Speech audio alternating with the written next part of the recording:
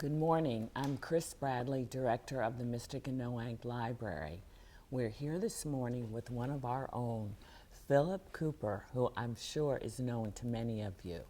We are doing our interview as part of the library's local author project, and we are so happy that Philip was able to join us this morning. In the foreword to Philip's book, which we have here, A Sea to Row By, Goran Bookhorn, the publisher, talks about how he first met you when you were taking over his position at the Mystic Seaport bookstore. He knew you would be great because you had worked at the famous Brentano's bookstores in Boston, San Francisco, and New York. And now you're here with us at the library. But what a life you've had in books. Can you tell us a little bit about that and about what started you writing poetry? Well, I left my hometown in Iowa, Burlington, Iowa, and went to Boston. I left college in midterm and decided to go to Boston. And of course, the first thing I had to do was to find a job, right? I couldn't. I didn't want to live on the street. And I had worked at a bookstore when I was in high school. Oh, okay. And I thought, well, you know, maybe that's an option. And so I started going around Boston, looking at what bookstores there were. The first job I got was at Laureate's, which is a well-known bookstore in Boston. And then, for some reason, I jumped ship when I discovered Brentano's. And so I was hired on at Brentano's and then pretty much, well, stayed with them, my book career, bookstore career, yes. As for poetry, how poetry came about, rather strange, I think. I was 8 years old in the second grade. I was sitting in the second desk in the second row from the door, and we were reading from, like they used to have those readers, those sort of like compilation readers where they brought a lot of different snippets from different books into one book. Yes. Well, we were reading that book one day, and at one point we were reading from Sir Walter Scott's Marmion. And there's that famous couplet, "Oh, what a tangled web we weave, when first we practice to deceive." And that hooked me. That hooked me. Wow. Now, it's interesting. That hooked me, but then I really didn't pay any attention to writing again until my senior year in high school. This was an English class, and we all had to do a term paper, to graduate from the course. And the nun who taught the course, she was a wonderful person, really a wonderful woman. But what she did was, this time, she was handing back the term papers. She would call your name.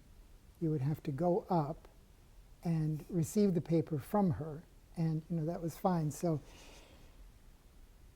I went up, she called my name, and I went up, and on my way back, she said, she began to laud my paper.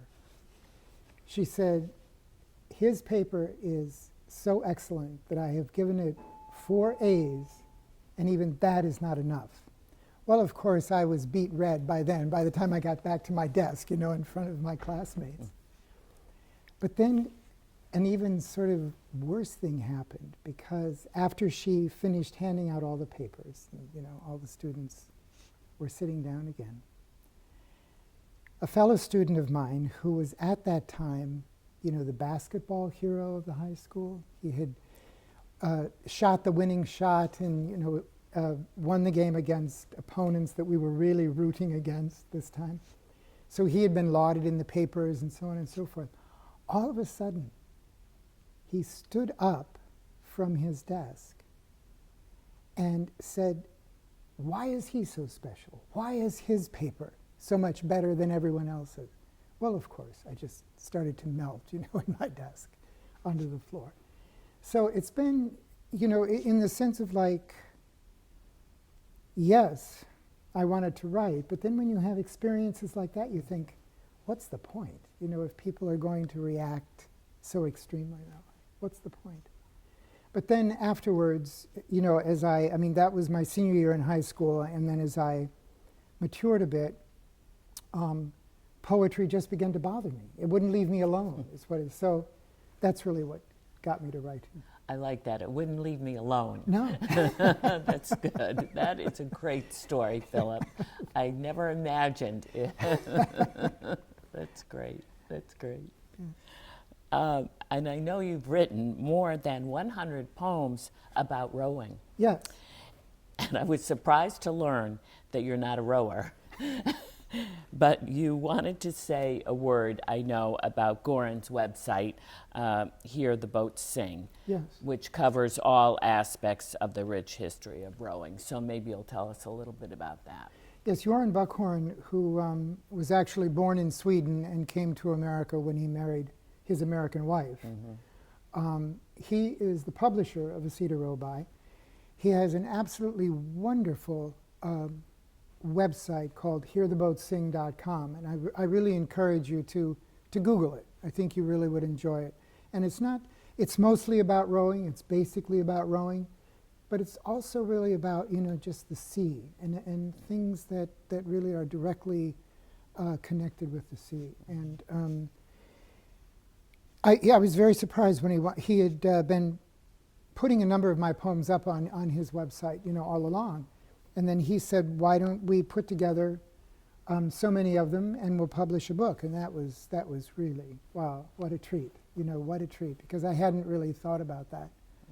And Göran is continually putting up new poems of mine on his website. He very often will put up a new poem of mine every Sunday. So it's an ongoing website and always changing every day. And he really has done a wonderful job with it. He and his wife, actually, his wife is very savvy with websites and so on, and she's done a very beautiful job. Well, thank you for that. You had mentioned it to me earlier, and I did have a look at it. It is. Isn't it? It's really nice, really well done. So thank you for sharing that with us, too. You bet, absolutely. You've dedicated your book to Michael Bellmeyer, Yes. whom you call your North Star. My North Star. I know that you're still grieving for your spouse of 43 years. Has writing poetry helped you with that? Well, yes and no, because it's a wonderful, when Mike died, it was sort of like my world exploded.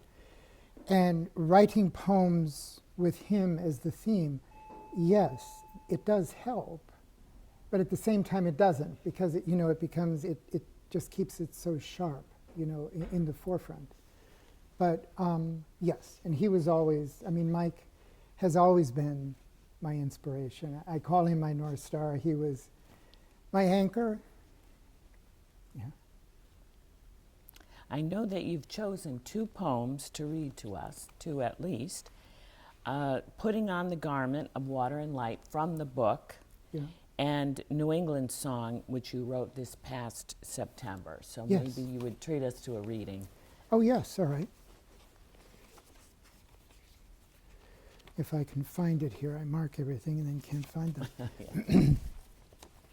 This is from Asita Robai. It's called Putting on the Garment of Water and Light. It was as though a moment of actual magic had taken hold. The air had taken on a golden glow, as though light was about to become a form one could touch. Henley-on-Thames, early morn, just after the first wren had sung dawn into being, and the still, still world was yet to waken. To that perfection he brought his shell to lay upon the water, slip into it like a sleek garment, take up his oars and row into the brightening light. He was watched by a presence spiritual, by the ghosts of all the rowers who had rowed before him. He felt the spectral breath upon his back.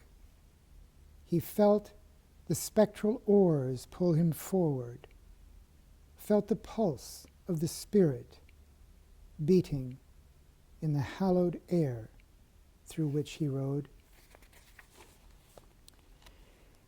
He left behind the fair song of the wren, swept past the boat sheds edging the Thames, like embroidery on a school scarf, past the watchful windows of the buildings of the town, waking one by one as the light touched them. By the spirits of all the rowers gone before him, he was pulled forward toward the point where he turned to row back to where he began, to realize each morning his benediction. That's sort of, I hope that went well. Thank you. I've Yeah. seen that. That's a wonderful poem. Good, thank you. Thank you very much. Now, I might ask you to read one that I've told you is one of my favorites. One of your favorites. One yes. of my favorites. I'm doing the interview, so I get to ask you to do my favorite poem. No, and that delights me. I'm glad it is, because I do like this as well. This poem is called New England Song. New Englanders are a rocky-souled people. There is spirit in our sweat. We brook streams, not nonsense. We need more than nonsense to endure winters here, where wood piles stand gold for embering hearths. Storms come with eyes round as lassos to whirl and throw round our necks. We buck when caught. We buck our ways loose of the lasso's grip and watch the eye of it shrink and trail limp out to sea. Trawlers haul cod to docks, their flesh the found pearls of sustenance, the ocean's depths being what have kept a-tick the clocks of our bodies for generations. Trout arc rainbows, turning the air into prisms we catch. Bass vein the air, a silver we mine. Schools of blues, azure rivers when chased by prey out of the bays, and seeing my shadow fall on the water, darters explode in every direction at once, like a depth charge in the shallows. Our collective energy is like the darters, threading know-how through every soul. Deer pass through woods, requiems of quiet. They pass alert to our presence. They sense our hunger for the meat of their beings, sense our prayer that they be ours. But the owl will have sung the wood with warning, will have sung solo the wood with warning. New Englanders are a rocky-souled people. We learned spirit ways from native tribes. We learned that coyote could as easily be a shaman teaching us how to survive time passing. We stepped off the Mayflower onto the Acela. We are the journey. It brings out your wonderful sense of humor. Out of the Mayflower and onto the Acela. Onto the Acela, yes. It's just a great one. A little bit of a fast forward there, you know. Right. Another poem which is dear to my heart also is, of course, on being a librarian. Yeah. Open a book, open a mind. You've perfectly captured the heart of the matter of being a librarian. Would you read that for all us librarians and library patrons and people who love libraries? Oh, yes, absolutely. This was interesting, too, when I was researching it to get it written. On being a librarian, open a book, open a mind. Today is the 20th day of January 2022. I am at the library where I work, where I am helping continue a tradition that history first recorded in the 21st century BCE, Babylonia. A patron has brought to the desk a book to check out. I scan it, I stamp it. The book holds a text written by the ancient Greek philosopher Plato, a text about to be read 2,400 years after it was written down, after it was made manifest by ink into alphabetical letters shaped into words. I, the agent between the text written and the text to be read. And the moment I hand the book to the person waiting to read it spans 2,400 years and 1 minute. Open a book, open a mind. The beautiful continuity. It just so perfectly describes what we do. Yeah, that is remarkable. You know, here we are, this is 2022. And this, I mean, there's a line, an unbroken line that goes back to, 21 centuries BCE. Yes. Yeah. Thank you. Oh, yes, indeed. Your poem, What Goes Uncaptured, Yes. speaks to the complexity of writing poetry. Can you share with us your writing habits and perhaps read that poem? I know it's a short one. And Yeah, it's very brief. Yeah. I don't know. For example, this morning before I came here, I mean, the very first thing that I do when I get up and get a cup of coffee and go sit in my rocking chair and open my notebook and just start writing. I just do that automatically every morning. And it depends, usually about 10 poems every day. By the end of the day, 10 poems. Freakishly, about 2 weeks ago, I ended up writing 35 poems in one day. It's just, and of course all different lengths. I mean, one was a page and a half, another was 2 pages, but then, like shorter poems. But just like that. So it's kind of, I don't really understand it beyond that. I just do it. Just do it. It's that being bothered by poetry, right? So it takes over. Yes, it does, absolutely, yeah. But that's what I do, literally every day. Oh, I had no idea. Every day. Yes, yeah. And the minute a poem or an idea begins to bother me, I go to the notebook. I don't, otherwise it just drives me crazy. And obviously you write in longhand. Yes, I write everything in longhand. Yeah. I can't sit at a typewriter or a computer, and it's too distracting for me to do that. So I need the quiet of writing in longhand. Yeah. Now I've actually it was originally What Goes Uncaptured, but I've changed it to What Escapes Capture, which is interesting. Baudelaire saw it, a derangement of senses. The Belle of Amherst said, it should blow the top of your head off. Miss Moore disliked it. Poetry is living occupied by the spirits. I am like a foundling, abandoned by the world of the flesh and left on the doorstep of the soul. I see poetry as a complex. Even as I am writing it, it remains just beyond my grasp. Poetry is a fugitive on the loose from my mind through my pen. So it's kind of,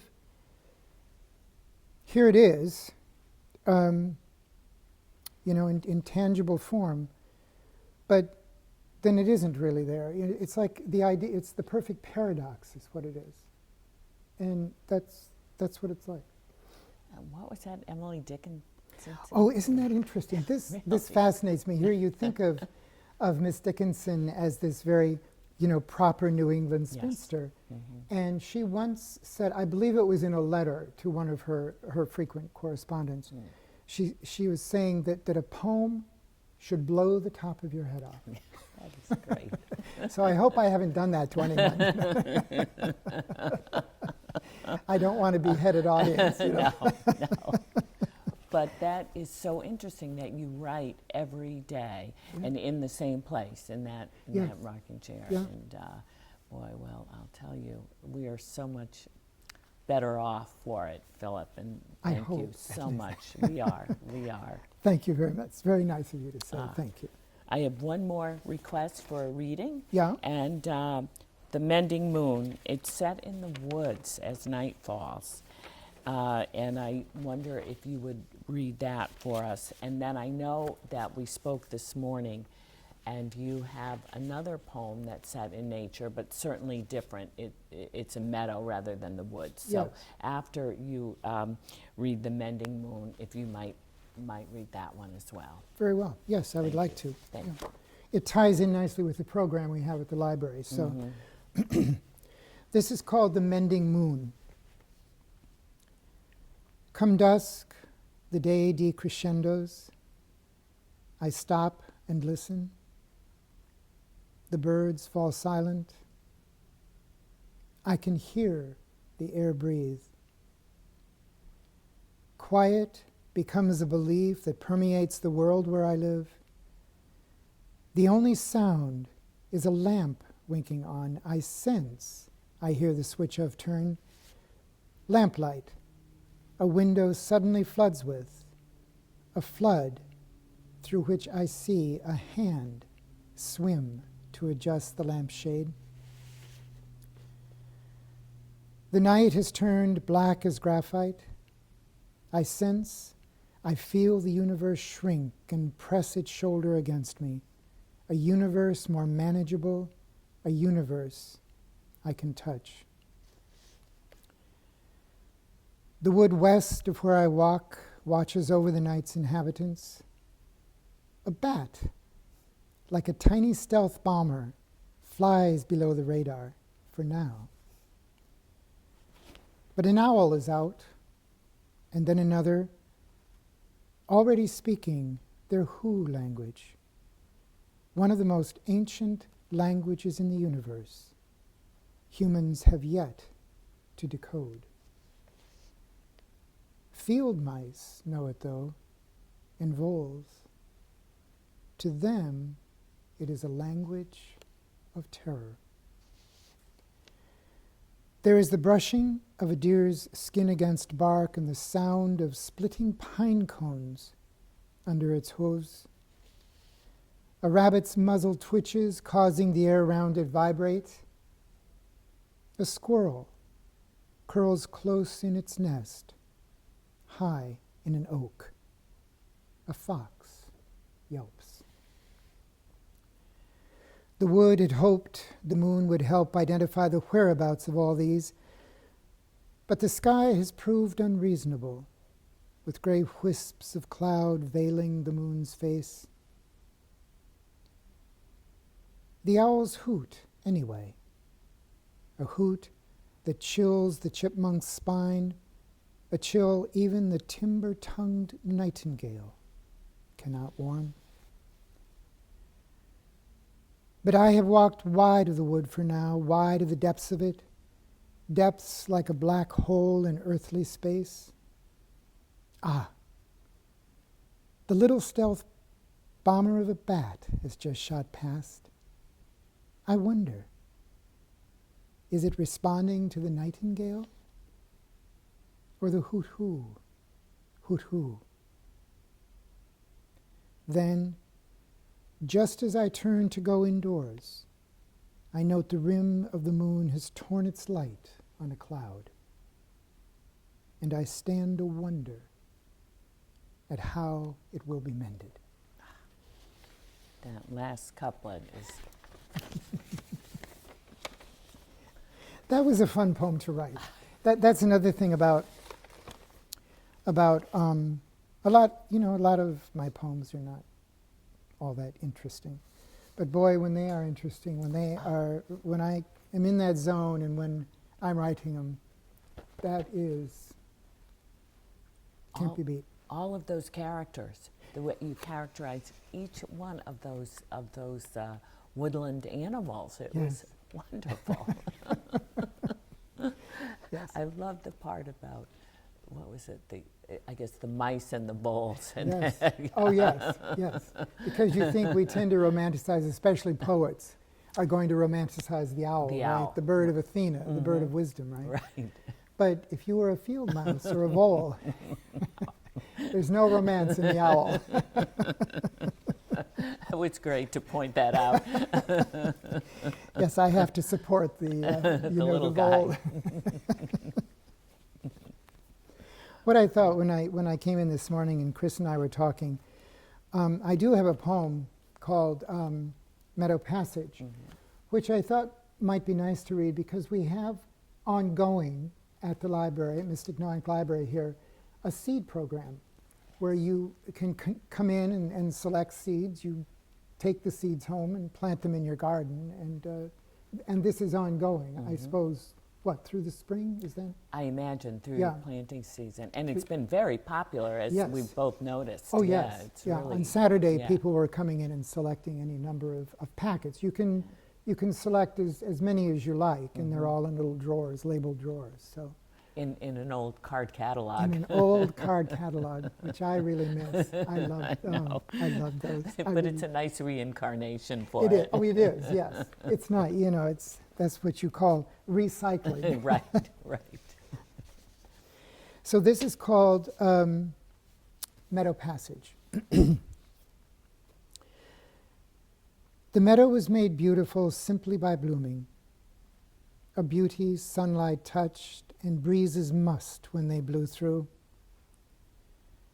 I kept to the path that crossed where only grass grew, in a thick, uncut mat. As I passed, I touched the cosmos. I also touched the Shasta daisies that spun still white-wheeled petals. They grew a miniature white wood in the middle of the meadow. Nearby, flocks gathered. Buttercups spread yellow the bready plateau toasted brown, and brown-eyed Susans flirted with bachelor buttons, shy in blue. Tall tassel grass arced like street lights that in moonlight glowed dimly, the same moonlight that caused glow brightly the Shasta daisies. They lamplit the meadow nights. Two white moths, their wings like waves, cut the air with whitecaps as they quivered in quick flight, in and out among the blossoms. I crossed the meadow midday, below the far side of which lay the sea in blue incandescence that touched a sapphire sky at the horizon. I was walking inside a jewel. Only when gusts of wind off the sea buffeted me did I come to out of my reverie and realized again the solidity of the beauty surrounding me. This was real and not imagined. I continued on then to town in my errands, the bank, the post office, the pharmacy, essentials to a human life, essentials the meadow had no need of. So come in and get your packets of seeds and, plant a garden, get a garden growing. May I read another from Asita Robai? Is that all right? Absolutely. Yes? Please. Okay. I was, let's see here. I love the way you characterized all those meadow flowers too, the way you did the animals. in Isn't the that forest. wonderful? The line that I really like is, well, I like, and flocks gathered, because I'm talking about the flower, aren't I? Right. PHLOX. Yes. But you can also think it's a flock of sheep, say, gathering, which I really like. And then I also did and I touched the cosmos. You're touching the flower, but you're touching the whole cosmos. I love. Really. That's what I love about poetry, and it surprises me as I'm writing As it. It you're surprises writing me. This one is called the The slap slurp of oars. This again is from Asita Robai. The slap slurp of oars. The clickety-clack of the train that has just zephyred through Mystic fades east towards Providence, east towards the Atlantic. Clickety-clack fading to a whisper out over the water. On the water is tattooed the slap slurp of the oars of rowers who have rowed since first boats were shaped, boats to be received by water. Native Americans in gouged out logs navigating inlets, tenders launched from ships to gain shores that would rip open deep hulls, skiffs by which fishermen live.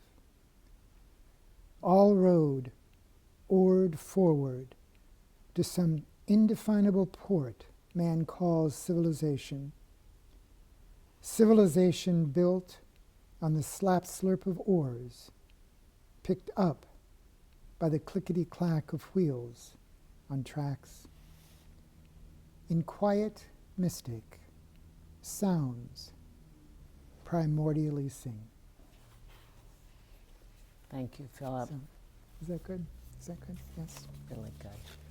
Thank you for inviting me. This has really been delightful. Oh, it's been such a nice opportunity to hear you read your own work. And you really, the work stands by itself, but you have added so much with the reading of it. And we are so appreciative. Thank you. Thank you. Right, that's right. We're fortunate to have several copies of A Sea to Row By at the Mystic Noank Library. And if you are in luck, when you come in, you might actually find our resident poet at the desk ready to help you, whatever you seek, whether it's his book or another book of poetry or any number of those books that have been written and read for how many thousands of years? Just think, yes. Yeah. Yes, indeed. Yeah, we have them all here. So thank you. Thank you, Philip. Thank you very much.